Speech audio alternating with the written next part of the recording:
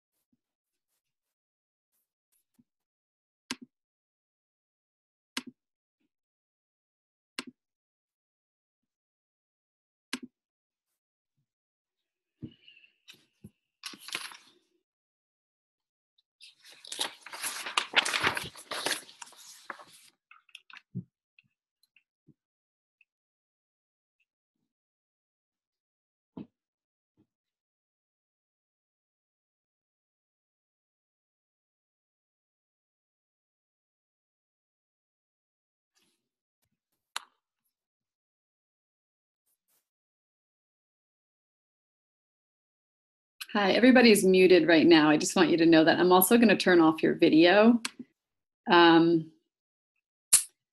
just have it be me on video.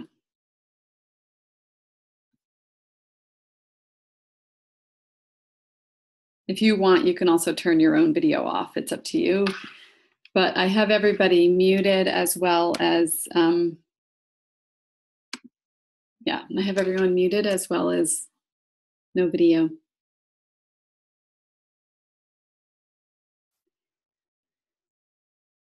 If you, I don't know if you can see that there's a chat. If you are at a computer, you can look on the bottom. If you move your mouse down to the bottom of the screen, it says chat, click it, make sure that you have the chat window open. And if you don't mind, if you just want to put in how old your kids are and their biological gender, that would be great. And if you're on an iPad, I think you have to do something different. Like I recall you have to maybe go to the top of the screen and select participants, and then maybe it says chat.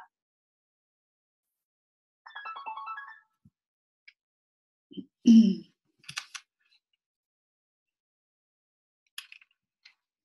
12:30 and I do want to start on time. I'm not sure. Emily, are you on here? Oh, thank you. So 3-year-old boy, 10-month-old girl. Yay. Oh, hello.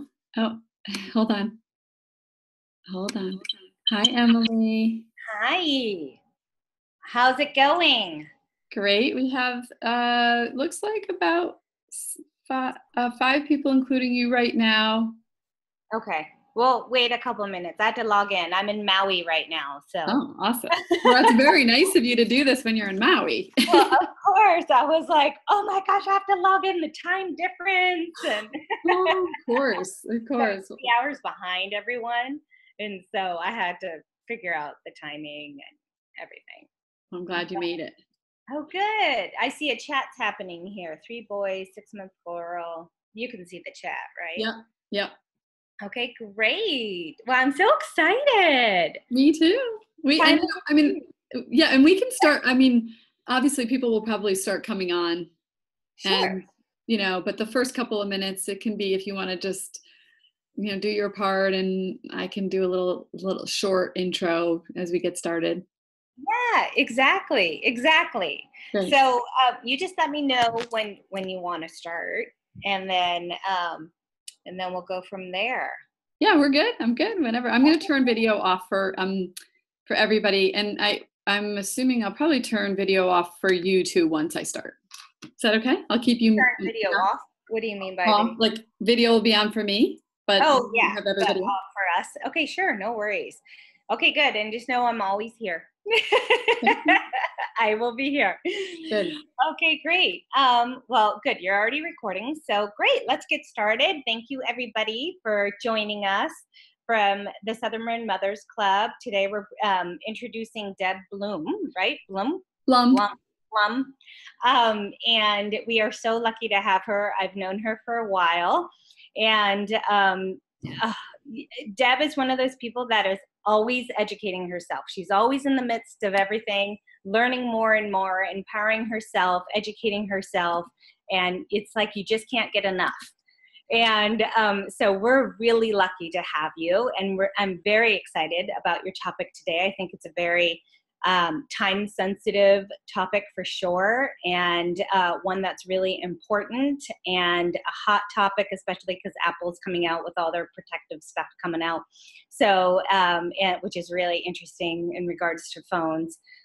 So it's very timely to have you, and we welcome you. So Great. take it away, Deb. All right. Thanks. So everyone else is going to be muted. Emily, I'm not going to mute you, but you can mute yourself. Yeah. So you can chime in if you need to. Okay. Perfect. Thank you. And feel free, by the way, there is a chat box. If everyone is not familiar with Zoom, there's a chat box even on your phone if you're calling in. And Deb will be taking questions at the end or as they come. Well, I think probably more likely at the end. If someone can't wait and they want to put it in there and I'm glancing over there, I'll check it out. But probably mostly at the end. Okay, perfect. Great. Well, welcome. And I'm going to go ahead. Take it away. Thank you. Hi, everyone. It's so great to have you here. I'm Deb. And I have a chat up here, and I do see 3 people responded. If you want to, I'd love for you to just put in the how old your kids are and their biological gender, just so I can have a little frame of reference. So far, everyone has 2 kids, and they're young. They're young. So I have 2 boys, and they're 14 and 16. So I'm in a different place now. My son just got his license, actually, which is crazy. In the beginning, I'm going to try. I have to kind of tell people. I have to stop video for people. I don't know why that's not set up. I thought that was automatic. That video didn't show up. So I'm going to just post in here. Please turn off your video. It must be something I don't know about Zoom, about how to set it up so that everyone's video is off. I think it's just a little bit easier. It gets a little distracting to have, especially if you have 10, 15 people, it can be pretty distracting. So, okay. So I'm glad everyone's here. It's really interesting. I was thinking about this in preparation, and I was thinking that it's probably different for you than it was when I had young kids, because for one, things have changed. When my kids were little, we had Nintendo DS. I think they had like this little leapfrog learning pad, and they had, I didn't even have a phone. So I wasn't dealing with my own, I'll speak for myself, my own phone addiction. And so it's really it's just a different time. And I'm even kind of curious. And if you want to put in the chat, feel free to do this. Like, are you in a place where you feel worried? Are you, like, if you were on a scale of 1 to 10 of kind of like your worry factor around technology, are you a 10, like super worried, or are you a 1 where you're like, yeah, no, I'm actually pretty comfortable with it. I've kind of had technology for a long time too. I'm probably a little bit older than you guys too. So if you want to, feel free to just sort of give me a little pulse on where you are on this world of technology that we're in. Yeah, and I think, so just a little background on me. So I'm a parent educator and a life coach. I also, though, have a technology background. So I went to college for technology, and then I've been a technology and business consultant for all of my adult life. I mostly coach now, and I only coach parents. So this is really the space I'm in. I've had a lot of fun blending together my comfort and excitement around technology with, I would definitely say I'm kind of pro tech. Like that's, if someone forced me to label myself. That's not to say that I'm not afraid and that I don't have my share of concerns around technology. I definitely do. But it's tempered with my excitement around technology. So, all right. So what I think I'm going to do is, I think I'm going to move over to a screen share of a slideshow that I have created.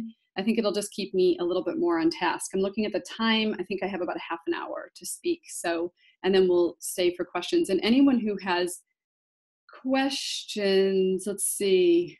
I have an iPhone in hand or in pocket all the time. So, oh yeah, it's a great tool. Yes. So it is. It's like so nice to have a phone in our hand, and it also can be so distracting and requires so much self-control to not pull it out every second.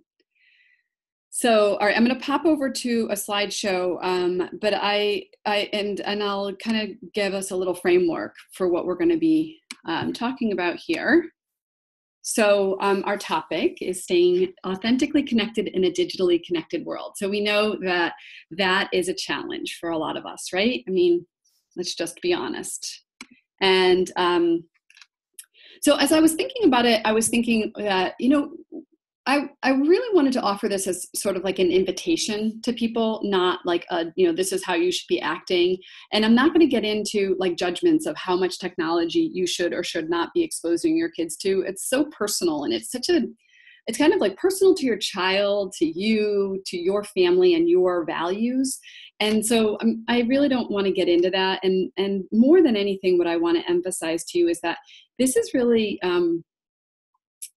I just don't want you to walk away feeling more guilty. It's a space that can really cause us to feel a lot of guilt and maybe even shame and a sense of that maybe we're not doing it right. And I think most of you have young enough kids that it's possible you haven't really gotten into some of the power struggle with your child. I'm not sure, that may or may not be true. But I do know that it would be easy for me to do this talk and then kind of leave you with the sense of it feels like it's a daunting space. My hope is that it's the opposite for you.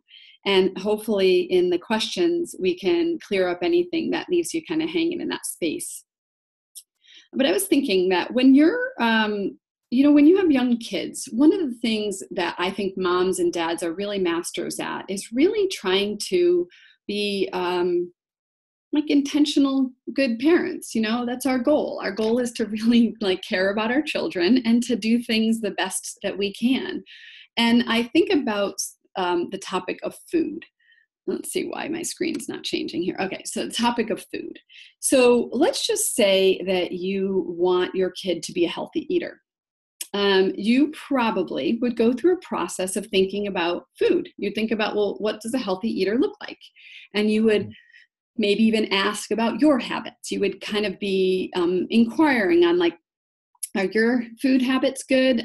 Do I need to make any changes in my food? What do I want for my kids? Do I want them to eat organic food, or is just healthy food enough? Does healthy mean only fruits, vegetables, and whole foods, or does healthy include some junk food? Where is your boundary? And you would have like some level of intention you would have around it. And then in order to make that happen in your home, you would make commitments to do certain things, eat certain ways. And you would also probably bring in some level of relational aspects of it. Like you would probably think about your kids and say, well, I don't want to give them a bad relationship with food, so I'm going to do this in a gentle, compassionate way. You would probably be teaching them. You would be sensitive to how hard it is when they go to a party and all the other kids are eating cake, and perhaps you are not letting your guinea cake or some other thing. You have sensitivity toward that, or maybe your child has an allergy or food allergy or something, and then you'd have tenderness around that. So why am I saying this to you? So I'm saying this to you because what I think about technology and what I see with technology is that there is this collective thought or perspective around technology that kind of says, like, we don't really care. It's not worth our time. It's some level of like, it's a nuisance. It's a pain in the neck. All it does is kind of cause more problems in our lives. It's an interference in connection. And so there's some level that we become like dismissive about technology. And yet technology is so similar to food. It's ubiquitous. You can't avoid it. You can't just say, oh, I'm just never going to, talk about it or expose my kids to it. I mean, it's everywhere. And even if you've made a decision in your family, and some people have, to say, we're going to just say no technology, it's great, but it's almost impossible to just make it that they're never going to see technology or never going to be exposed to it. So it's just it's like drinking water. It's just there all the time. But there's some level of dehumanizing that I see that happens around technology, that we get in this place where, and if you have young children and you have a lot of control over what they can do right now, this might not be up for you. But there's some part of like, we get a little nervous, we get a little worried about technology, and we think our kid's been on too long, and our little sweet, innocent, like 4-year-old daughter is sitting on the couch on an iPad watching Caillou and, in her own little world. And we walk over and just like, boom, like, it's time to get off. And she's like, no, I'm in the middle of Caillou. And you're just like, no, you got to get off. And we have this like kind of mean, demanding thing going on. And then they're sitting there like with this, like, what? No. And then we get mad because they're saying no, and we pull it out of their hands, and there are things we would probably just not normally do to our kids. But technology seems to bring out maybe the worst in us. And there are so many reasons why that's happening. There's so many levels of complexity in all of this. And we have all kinds of conflicting emotions. So some of us are just kind of clueless about it. Like, we don't know what to do. And I've felt that way. There have been times when I felt like I literally don't know what to do. I don't know what boundaries to set. I don't know what to do. We also carry guilt, right? There's a lot of guilt, like either I'm on my phone too much, or I'm letting my kids use a device as a babysitter. And I'm like, there's a part of me that's like, oh, I love that I have this thing that they can do, and they're quiet. And then there's this other part of us that says, oh my God, I'm actually exposing them to this thing that I know I'm going to probably regret in the long run. And there's like all kinds of complexity. And then there's this idea of like, we want to keep our kids safe. Is technology safe? Like, is it safe to let them use it? And there's a lot of conflicting information out there. There are plenty of studies that say that it's a problem, and plenty of studies that say it's not. And so who do we believe? So we're left in this place of a lot of unknowns, and I think maybe a lot of concern and worry and guilt. And, but the reality is that it's not, the relationship that we have with technology is actually super important. And the relationship that we have with our children around technology is super important because, I think if most of you have younger kids, I mean, you've got between, I don't know, I think the oldest I saw in there was 7. So you've got between 11 and, I don't know, 15 years of your kids. Pretty much you're assured they're home, that you're going to have technology in your life, in their lives. And so I'm just going to invite you to consider the possibility that you want to meet technology with the tenderness that you would meet other life transitions that they have, like going to preschool or food, and around not wanting to create eating disorders, and the sensitivity that you have around helping them to be better eaters, and all of the other things, like that you meet it with a lot of tenderness and care, because the relationship that you have with them around technology is really not that different than just your relationship in general. And so one of the things that we know about anything that causes us anger or resentment or stress or worry is that if it's kind of percolating underneath the surface, if you got into a fight with your partner, or you are having a challenge with a friend or something, it's like if it's sitting under there and you haven't actually taken a look at it and taken the time to like think about it and process it, that it's so much easier to lash out at someone else, right? Your kids do something and you just have a lower capacity for patience. And what happens with technology is that I feel like people are just sitting with a low level of kind of not knowing what to do, and guilt and fear all the time. We have our own self-judgment, right? Like their own, like, I can't believe I'm on my phone as much as I am. And I want to be a good role model, but like, oh my God, I pull my phone out every, 5 minutes or less. And so we have that. And then we also have like all the shoulds of reading articles and what should we be doing. And there's a lot of stuff under there. And if we don't take the time to do the inquiry, it ends up interfering with our ability to connect with our kids, because that low level fear is just sitting there. And one of the things that unexamined fear and guilt and worries does is it leads to reactivity. We know that. And also to projections. So a lot of people may not know what a projection is, but it's something to definitely know. And it's not just around technology. But basically, it's when something is bothering you, or something you feel guilty about, or something that was a problem for you when you were a child, that when it's not resolved, or when we're not really owning it, we just end up sort of putting it on, or projecting, sort of like a projector on a screen. We sort of project our own inner experience onto other people. So, and a great example of that is like a maybe one person, like mom, who sees dad on his phone all the time and says, you got to get off your phone. You're always on your phone. But actually, she's always on her phone too. So, and she's just, it's like, it's just too painful for her to really see her truth around it. So she's sort of blaming the others. It's kind of a common thing to do, but it's something to pay attention to, because when we're doing it to our children, which we often do, we almost are like, oh, like it's so frustrating. Like we can't figure out how to get a grip on our technology. And so we're like mad at them for not being able to figure it out. Like there's almost some level of like, you need to do it. I can't do it. You should be able to do this. And the problem is that everyone's going to project onto people. It happens all the time, and we're all going to have times of being reactive, but it's a chronic thing. If we're always projecting and reacting, it is going to interfere with our relationship. So if technology is a source of contention over and over and over and over and over again, even if all the other areas of your relationship are really beautiful, technology is so ubiquitous that it is going to impact the ability to have an authentic connection. So it's important that we continue to do our own inquiry work around technology. So how can we do that? Well, so one thing is to educate yourself by making sure that you're looking at things that are balanced perspectives on technology and the safety and risks and all of that. One good thing is when my kids were growing up, there was so much volatility in the market. There were constantly changing apps and things. And I think that's still true to some degree. But as far as social media, I think it's really leveled out. And the kids are mostly just using, you'll hear it if you have kids who are entering middle school, it's probably a more common time for them to be using it. But like Snapchat and Instagram are the two top things that kids are using.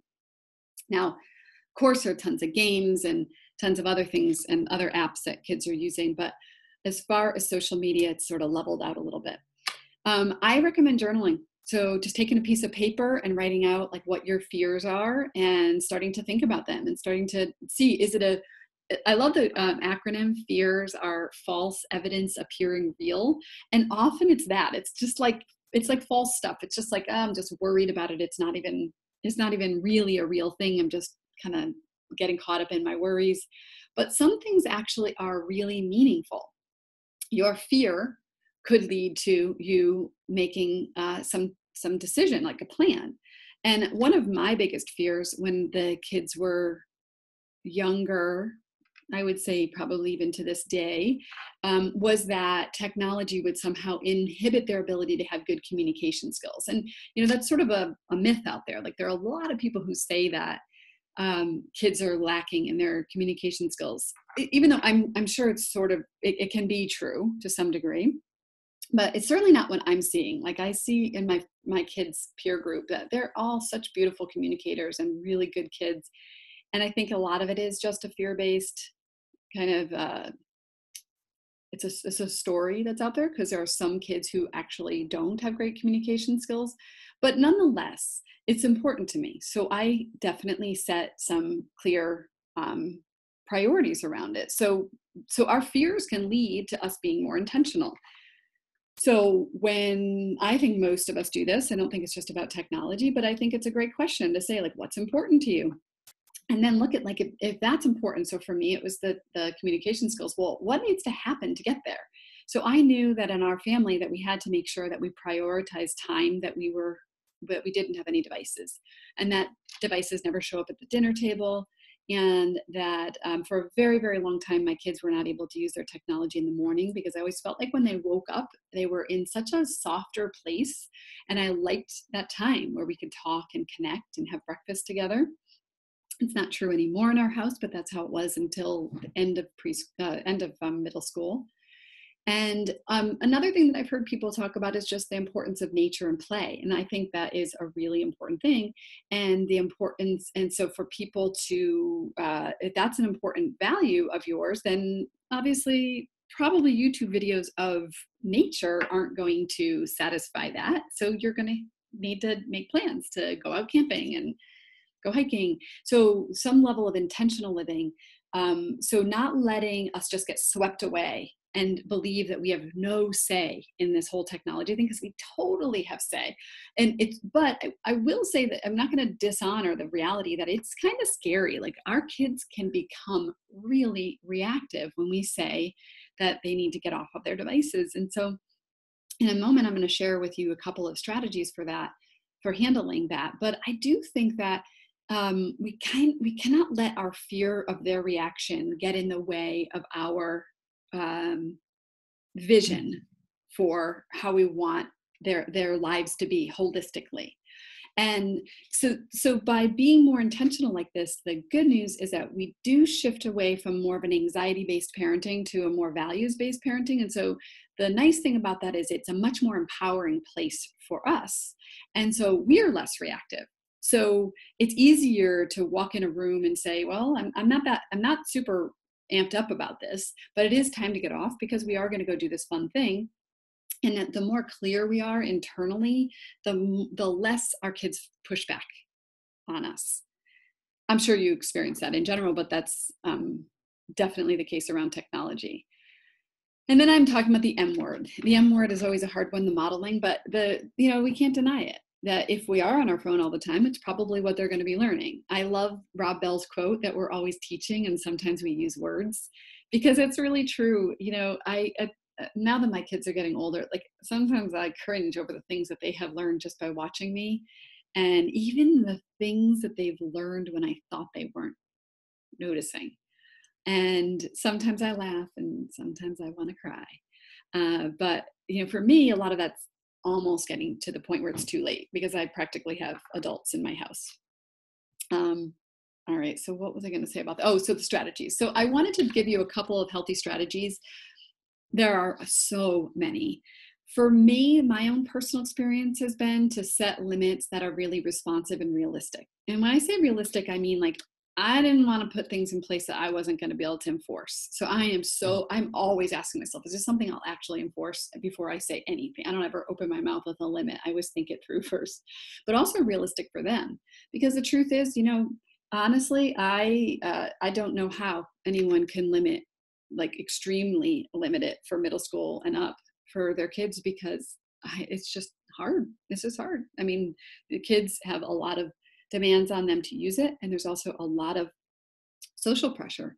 But I do have a philosophy of delay. That's my philosophy for everything. The kids can't stand it, but it's the truth, and it's been my philosophy around technology. Like, try to wait as long as you can before you give them, you put them on a device. Try to wait as long as you can before they go on social media. Try to wait as long as you can before before they have sex. I mean, I don't know. I'm just saying, like, everything, delay as long as you can. There's absolutely no value to any of this stuff at a very young age, except for us. And so then being responsive, because, I don't think it's just responsive to their changes. That's part of it, but it's responsive to you. If you're sick and they need to be on device all day long, you might make an adjustment to your limits that day.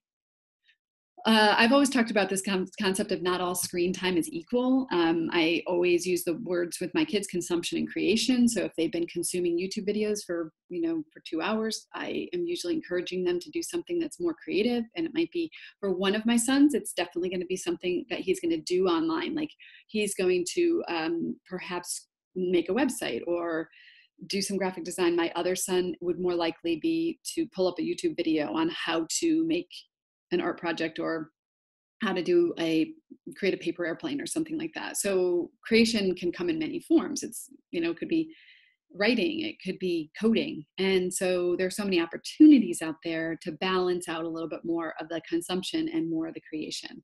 And then as we talk about balance, of course, that's the key. I mean, think if we looked at this and we just said all we need to really do is prioritize balance, it's probably the easiest pathway for us, just to say, are they, over the course of a week, over the course of a month, over the course of their life or the year, whatever, are they balanced? Are they physically active and have friendships and doing well enough in school and participating and moving their body? I mean, as long as there's some balance, we're probably okay. And when I wake up in the middle of the night and have a panic attack that I've let my kids use technology too much, which does happen, I try to remember that they're okay. And I try to remember to ask myself, if I'm getting swept away by hype and, fear-based articles, and I say to myself, like, really, are my kids thriving? And I ask myself, like, really genuinely, are they doing okay? And if they are, I have to let it go. Because I don't even know, none of us know if technology is going to prove to be damaging to them. I don't think it is. When you look back, if you go and take some time and you Google back to, like, the radio and television and the printing press, these things were, there were articles written that people would say that this was like going to be the death of humanity. It's going to be the destruction of humanity. And it hasn't been. Well, I guess you could argue that, but it really hasn't been. So another thing that I emphasize for a healthy strategy is self-regulation. So I always believe that we should not expect our kids to do things that we cannot do. And I think that one of the hardest things to do is self-regulate around technology. I don't know about you, but if I get on Facebook, I could be on Facebook for a half an hour or for an hour, and I would swear I was on for a half an hour. And it's crazy. It's like I get sucked in. I'll speak for myself. I get sucked in. So helping them to learn how to self-regulate is actually awesome. And also working together. Like, sometimes just to say, like, I would say to my son, hey, when your show is over, can you let me know so that I can get off? Because it sometimes is hard for me to manage my time. And so engaging them in that. My kids actually used to set timers for each other. So if they were playing Xbox and it was Xbox, you have you get a turn and someone else gets a turn for a lot of the games. They're not two-person games. So they would set timers for each other and regulate each other. And it's great because I never wanted to be the police about that. And it also taught them how to regulate themselves. Something that I did that I thought was really interesting was monitoring, asking them how their body feels. So when they're in the midst of playing or watching a game, and I was kind of thinking that they've been on for a while, I would ask them to pause, and I would just say, how does your body feel right now? Do you think it's time to get off and move your body or something? And they would always say no. But I do notice that as they're getting older, there are times when my kids will say, I got to get up and move my body. I have been sitting on my iPad too long. And I think, oh, look at that it's actually reaping the rewards now, 10 years later, 5 years later. And Emily talked about that Apple's coming out with the stronger parental controls on phones. And I do think that's awesome. But I will say this, I have actually hardly used parental controls. I very much have used conversation. But remember, one of my values was strong communication skills. So that meant that I knew that I had to really own that communication was super important in our house. So, but I would highly encourage you to never allow parental controls to replace talking, because even if you have control, someone else won't. Someone else's house, they're not going to have controls. And so not only is it because of that, because you want to keep them safe, but also because it's really important that you get to, it's a missed opportunity if you don't talk to your kids about this, because I've used technology many, many times as a great opportunity to talk. Like they would be asking to watch a PG-13 movie, and I would go on Common Sense Media, and they were, 8 years old, and we would talk about it. We would talk about whether it was a movie that was appropriate for them, and we would challenge each other on it. And sometimes we would talk about it for days. They would keep coming back, and Mom, why can't I watch it? This is why I think I should. And they would defend themselves, and I would kind of, and sometimes I would change my mind, and sometimes I wouldn't. And it depended. And sometimes I would say, well, I don't feel comfortable with you watching it because of this, but if you're willing to sit down and talk to me more about that scene afterwards, then I'm willing to do that. And so it was a great chance to get to know my kids better. Because the thing about technology is it looks like it's just technology, it looks like it's just this thing, this like device or whatever, but it's like anything else. Within it, there are so many things that are happening, especially as they get older. There's a massive social component to it. There's also like a how do you behave on it. There's a self-regulation piece. There's a, what kind of shows do you want your children to watch? There's so many components to it that it's truly a missed opportunity if we don't use it as a great chance to get to know our kids better. I highly recommend that. This goes back to the part about us dehumanizing our children in some ways as it relates to technology, that we don't minimize this. We don't minimize how important it is to them. Because if we make it be that part is not it, like this piece of their life is a part of their life that we can't talk about, then, or that we don't want to talk about, or that we somehow say is a waste of our time, or what they're doing is a waste of our time or their time, we're in some ways kind of saying that there's a part of them that we don't want to know. And I have a friend who was complaining to me a common thing, that her boy wasn't talking to her, and he was a teenager, and he was always playing video games. And I just suggested, well, what if you just start asking him questions about video games? And so she did. And it was a wild thing that has just changed their whole life. He first started off talking to her about video games to the point where she was kind of glazing over because it was kind of boring for her, but she still said, okay, I'll do this. I'll keep doing it. And then he started sharing more and more information. It's like the minute that it was almost like he was being stubborn. Like, if you don't want to know this part of me, the most important to him, his video games were the most important part of his life. To her, they seemed like just interfering with every other thing in life. But once she got past that and she started talking to him about it, he opened up about other things. So sitting down on the couch next to your kiddo and asking about, Caillou or something is great. And I used to sit down next to my kids, and to this day, I would watch Phineas and Ferb with them. And to this day, it is not infrequent when Perry the Platypus jokes come up in our house, because it was like a thing I knew about their show, and we could laugh about this or that. And we still sing the puppy that's got to go pee pee song from the Little Einsteins. No, I don't know. I can't remember anymore. But so, and also resist shaming and criticism. Like, think about those little subtle things. You're on a phone with a girlfriend, and you're just like, oh my God, the Xbox is the bane of my existence. Or you're like, I can never get them off those stupid devices. And just remember that it feels stupid to you, it feels unimportant to you, but that bleeds through. And to some degree, they're taking that on because they don't even understand. They've never lived in a world without technology. They don't even understand why we dislike it so much.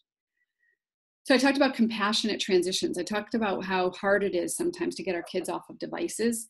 I totally feel that still. One of the things, I'll give you a couple little things I always said to my kids. I asked them how long they have left on a show, because, the reality is if they had 5 minutes left on the show, great. I was like, great, good timing. As soon as it's over, let's get off. It was so much easier because they felt a little bit empowered.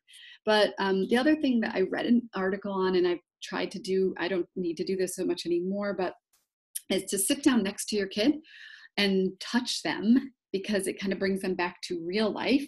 Touch them, ask them a question, and kind of just like take a moment to let them bridge the gap between technology and real life before you dump it on them that you're going to kick them off.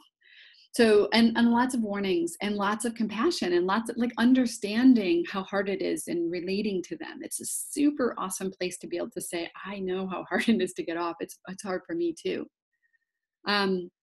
This was about the part about kids talk when they feel safe to talk. And that it goes back to my friend's example. You know, when, and also to know this part, I said, the thing is never the thing. You know, when your kid isn't talking to you and you then go in and you talk about technology, realize you're probably going to get a lot of other stuff from them. They're going to start to talk to you. I mean, they might be having a hard time managing. They might have their own struggles around getting themselves off their devices, or, you know, you might find out that they're having a friend issue through texting or something. So look for the deeper things that are going on, and also share some of your struggles and mistakes. Like I sometimes would tell them like, oh my God, I did this thing. I sent an email before I thought about it. And that would be a great way to talk to them about how to think before you press send. Some final notes for us. So I just encourage all of us to be empathetic to ourselves and empathetic to them. They are in a world that we are all living in that is a really complex world right now. And being on social media means that everybody gets to see everything sooner, or even just being on an iPad. And so our kids are exposed to things sometimes before they're ready. And so us being able to be there to talk to them and empathize with their struggles is pretty important for communication, and also prioritize those human attachment needs. Like still remember that not just 0 to 5, all the way for a lifetime. We need affection and eye contact and play and laughter and silliness. And if you can, as I talked about before, if you can keep balance, you're always going to be just doing better in this space. But also the more you actually are connecting beyond words, that connection sustains itself through more than just these technology challenges. And an added bonus about connection is that the more connected you are, the more likely your children are to cooperate. It's just human nature. We do things for people that we love and like and feel connected to. So that's it for the talk. I'm going to stop the share, come back and see. Let's see if there are anyone. Oh, Emily said she loves that point, but I don't know what point. So I'm going to suggest, if you have any questions, to put them in the chat. I'm happy to answer any questions. And Emily, do you remember what point it was that you? I can't remember. I was so into it, but I think it was like the point that you just brought up. I've gone to a couple talks about technology, and Polly Ellie spoke about it, and that I went to her talk, or I think web series, actually not web series, but Ed series brought her on and did a talk. And what was really helpful, and you definitely spoke about it as well, is like letting them, finish their show and just being respectful of that. Like that's their time too. And connecting with them. Say, oh, I see you have 5 more minutes left of your show. That's great. I'm so excited to hear about what the show was about when you're done, and, pausing it and touching them and reconnecting and giving them the power to be able and trust to be able to actually turn the show off, right? There's so much empowerment in that for themselves, and power struggle that comes between parent and child regarding technology. I mean, that's a whole talk in itself on the power struggle of it all, and have it not be such an ugly thing, and like this power struggle ugly thing, like having it connect you even more so, Yeah. And it does require a little bit more time. I mean, there's no question it's easier probably in the short run to just, just go in and say we're done, unplug the wireless and say we're done. But in the long run, I think we cultivate those skills that even for us are hard. They're hard as adults to cultivate. And if we can help guide them to that, is a beautiful thing. And, my kids, I even realized I had to have a different model for video games than when they were just doing something solo. Like if they were if they were watching like a YouTube video, we could pause it. there is the feature of pause. But when you're in a video game and you're playing with 5 other people, by me telling them you have to get off at this time, just like at the firm hour point or something, they would be leaving their friends hanging. And so I thought about it as it related to sports. I'd never walk out when they were playing basketball and just say like, okay, Josh has to leave now and like just disrupt their game. I would, be considering the bigger picture of it all. And so I've had to, get more like, that's the part about being responsive and realizing like, oh, like I didn't even know that about the video game. They had to teach me that. So being open to them teaching you about why things are important to them is also another piece of it. Absolutely. And it's so important about exactly what you bring up, because it's like my phone, I'm in real estate, obviously, so I'm always on my phone, and I try not to be in front of my child, but she knows, like, we have a little hand signal that if I know I'm on a client and I pick up the phone, I give her the hand signal, and then she knows that's time that she can be on the screen. So we have like family screen rules in a sense. And they're fully understood. And if I'm on a quick phone call it's real quick, then I won't give her the signal, That's great. That's really good. So that's such a great strategy. And I think that's the key about that. It's so personal. And, and that if we try to just go and read a book and just do the things that the book says, it's sort of like, well, but wait, that might not work for your family. You might have to have more fluid rules because you have the possibility of always getting a call. So, exactly. You see that chat right there? Yeah, I see that. So we're talking about, so I think everybody can read the chat. Is that right? So I don't really have to read this out loud with the questions. So when they were still in elementary school, they were on the computer all the time. This is her brother. The kids were sometimes up way too late or pulling all-nighters. He thought it was cool that they had all these online friends, but it's kind of freaking her out for her, I think, out that who are these people? And then, so her niece has also, though, now had social anxiety disorder and been out of school or not been in school for 2 years. That's really, I know it's really hard. Our connection's unstable. That's not good. It's hard. I do think that we are unfortunately learning from some of the mistakes that we make. I don't know how I don't know how you can have something so new and so big as the internet and phones without having some bad outcomes. And I'm just sorry when it's really personal to us. I've said before that it's like when roads first got formed, they probably didn't have stop signs, and people probably died before they realized they needed stop signs. And that doesn't make it okay, but I don't know how else you move forward in innovation without having some things that happen that's how we learn from our mistakes. And yeah. But I also think there's the other side of it too. I've watched some parents who have such ultra strict boundaries, and it can work. Do you guys know Kim John Payne? I think is a pretty popular parenting author, and his kids did not have technology. I was in a class of his about this, and he did not. They could sometimes use the parents' devices, but they never had their own. Even through high school. And, but he's amazing. He did it so perfectly and beautifully. And so, he just did it all in this kind of Zen way. But for most of us, I think we'll end up just being like, no, it's just a hard, strict line. And I think that can end up being really hard for the kids too. Maybe there's a point where you can do it for years. But once the kids get into middle school, I do think it gets much harder to have just a firm no. Does anyone have questions?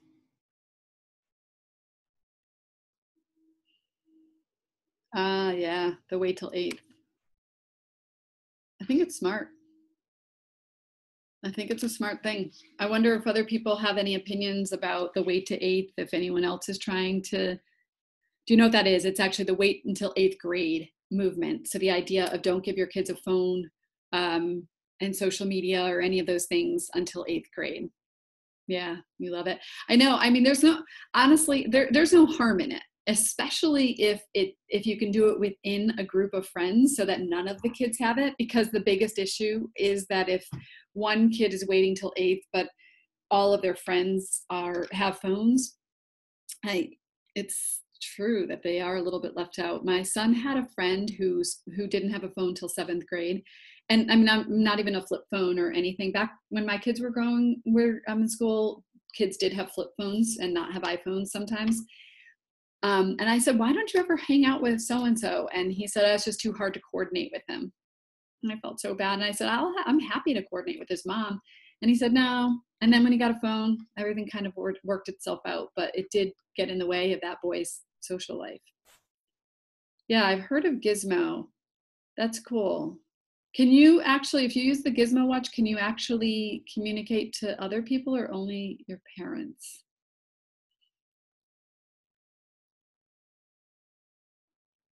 I don't know how that works. I know I've seen it. There are definitely some cool features out there. You know, one of the other things that I've watched another pitfall or issue, I think that can happen when you could pre-program a few numbers. Yeah, that's cool. I think that one of the challenges is if we also become too restrictive, that these kids are so smart and they figure out how to get around anything. And so we have to be careful that we don't create an environment of deceit, because their motivation to be connected to their friends is so powerful. And, you know, maybe not so much for 3-year-olds and even 7-year-olds, but certainly once they get into middle school, that is, they're highly motivated. And so sometimes I have seen kids be pretty deceitful and end up, you know, it ends up a whole different set of problems that you have when they're being deceitful, like when they're deleting text messages and they're you know, setting up separate Instagram accounts, because then the parents don't even know what's going on. Yeah, and that's a whole nother question that's out there. And if you guys had older kids, I would have talked more about this, but about the idea of whether you should be watching what they do on their phone or not. It's a big question. There's not a hard fast rule on that. Let me just think for a second before we wrap up about 3-year-old, 7-year-old, 2-year-old, 6-year-old. So, you know, your kids are pretty young. Social media bullying. I heard about it. I don't know if most people, I know this is a Southern Marin Mothers Club thing, so I'm guessing that it's a mostly Marin moms here. There have been people who have talked about it. I don't feel like it's been as big of an issue as it seems like it gets made out to be in, like, you know, if you read articles about it. I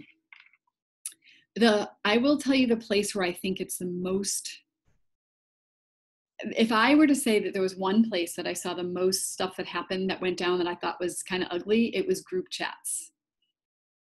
So I think texting and social media, I mean, a lot of things with social media is it happens fast. So it could be something that happens, like someone might say something, but the feed is changing all the time. You know, it's always moving. So unless you have a chronic thing going on between somebody, it tends to just sort of move, you know, below. Group texts are something I definitely think that we need to talk to our kids a lot about group texts. We had a lot of conversations about the importance of getting yourself out of a group text if it's going down a path that feels out of alignment with what feels comfortable and right. So, yeah. So, right, group chats are texts. Yeah. And and there's a lot of group chats, like and when they're in high school, all of the teams get a group, they do a group. And so there's a lot of dialogue back and forth, and sometimes the coach is on it and sometimes it's not. So it's not always monitored. But middle school, that was the one thing that really was hard for me is, and I would see their phones, like, so I didn't monitor their phones for the most part. I just did like random check-ins, but their phone would just kind of keep showing up with a feed and things. And oh my gosh, their phones were always plugged in next to my computer downstairs. And I would be working at night and I would look at the phone and see some of the things, and some of the kids that were texting at like midnight, and they were in 6th grade, 7th grade probably. Yeah. Middle school is a hard time. Um, yeah, it's a hard time. There's no question. But I mean, I'm kind of now that I'm through it, I would say that it wasn't as hard as I expected it to be. But the technology pieces of it, I mean, they're learning so much and they're trying to figure out this stuff and they think that they have a better handle on things than they do. And so it's sort of balancing how much monitoring and how much letting them, figure it out. Yeah. How about the parents who have little ones? Like, what's going on with you right now? If you're still on here, what's going on with you right now about, um, with is it like, are your kids not using it much? Are you on this mostly because you want to know what to do in these upcoming years? What's your, do you have any specific things that you're stressed about or concerned about or that's on your mind?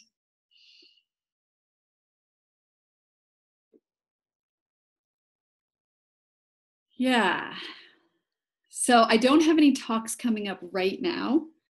Um, I will in the fall.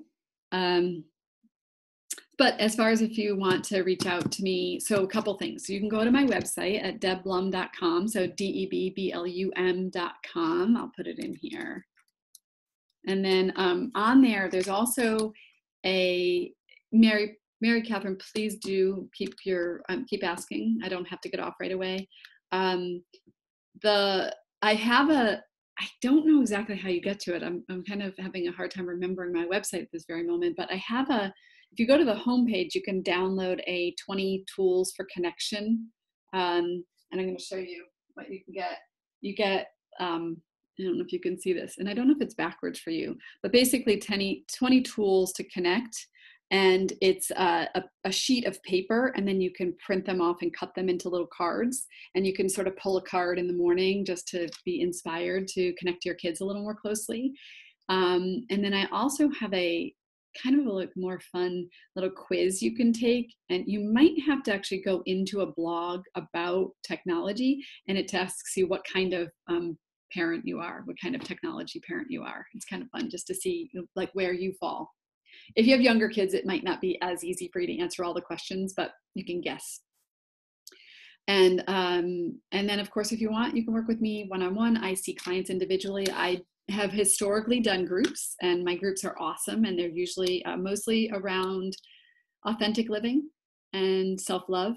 And I might start them up in the fall. I'm not sure. So it's kind of a little bit, I mean, the only thing I'm doing consistently right now is I have a lot of one-on-one clients, and I would love to work with anyone who feels like they need a little support. Mary Catherine, did you have a question? Oh yeah. So my son doesn't stay interested for long, but we find people offer the phone like hair cutters, and it seems forced and unnecessary. Yeah, that actually surprises me that the places are offering. It seems like the parent's place to decide if the kid needs, distraction or something. Interesting. I do know I've seen at the dentist the TV above their head at like Dr. Doroskar's office. um, yeah, that's interesting. Yeah, I almost feel like I would want someone to ask me consent first on whether they can do that, because it's almost like you said, it's like it's forced and unnecessary. And if you have, if your child can sit there and get their haircut, wouldn't it be better for them to be able to sit there and get their haircut without being on their phone? My kids are totally on their phones all the time, but when they get their haircut, they're not on their phones at all. And I would want my kids to learn how to be able to do that. Yeah, that's interesting. It's a hard world. I think that, what that reminds me of though? It kind of makes me feel like it's the place about everyone has gotten afraid. I mean, I feel it. I feel it with my 14-year-old. I'm like a little afraid to see what will happen if a kid has to do something without a device. Yeah. It's like, oh my God, they might not make it, or like you just want to you're just like, oh, like, I don't want to get them off, then I'm going to have to deal with the consequence. And I'm like, I say like, yeah, so what? So they're fidgety, Thank you. Thanks for coming. Yes, I know some people have to get off, and that's totally fine. So if there's anyone else who has any other question, yeah, airplane flights. So are they giving phones to kids on airplane flights? Or I know I gave my kids devices. We used to have the iPod video. It was this little thing that was like almost like a little mini iPad, but it was like that big, and we would download a bunch of videos. Oh yeah, shows and movies, right? Right, kind of like forcing like everyone. There's always going to be a TV in front of everybody. Like I just flew Delta, and it was like the screens galore. I know, and restaurants, right? And this idea, like, can we sit and be bored? Is it okay to be bored? You know, one thing that I want to say though about that is that it's easy to just get annoyed with our kids when they say they're bored and just kind of go like, you know, like my statement that I always said, I'm not necessarily proud of it, but I would say, if you're bored, you're being boring. Figure out something to do. But now that I think about it more, I wish I was a little bit more sensitive to that. Like when you've been on a device and it's kind of what you like know, that's kind of what you know, and it's the easiest thing to do is just be consuming. Maybe we need a little help in getting them to think of something else to do. But maybe I'm just a softie because my kids are growing up and my older one's going to move out in 2 years, go to college.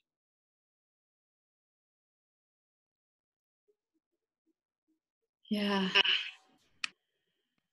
Well, thank you so much, Deb. I'm going to end it here because I think a lot of people, their babies are probably waking up from their naps and everyone's dwindling off here. But I wanted to thank you so much for your time. And it's such a pleasure to have you join us on the Southern Mothers Club. And I think you're a member as well, or at least you have been at one point. I am.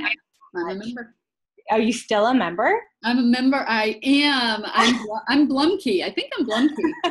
I think that's my name on there is Blumkey. Oh my God, I love Southern Mothers Club. It's still my go-to place. If I need someone, if I need a plumber, I'm going there first. Exactly. See, it doesn't matter. Southern Mothers Club doesn't end when your kids turn 5, 6, or 7. They can be 14 and it's still a wonderful, fabulous resource. Yeah. And, you know, all the things we do, all the festivities and you know, harvest festivals and all that, that's open to anyone. And they're really fun. It's not just for like younger kids anymore. You know, it's like anyone can have a face paint. It doesn't matter if you're 14. Or you're 48. Or you're 48. It doesn't matter. It's so much fun. So I want to thank you so much. Everyone, if you be sure to go to her website, debblum.com, and there's wonderful resources there. And we look forward to seeing you at one of our events. Thanks, everyone. All right. Bye. Thank you. Bye. Thank you.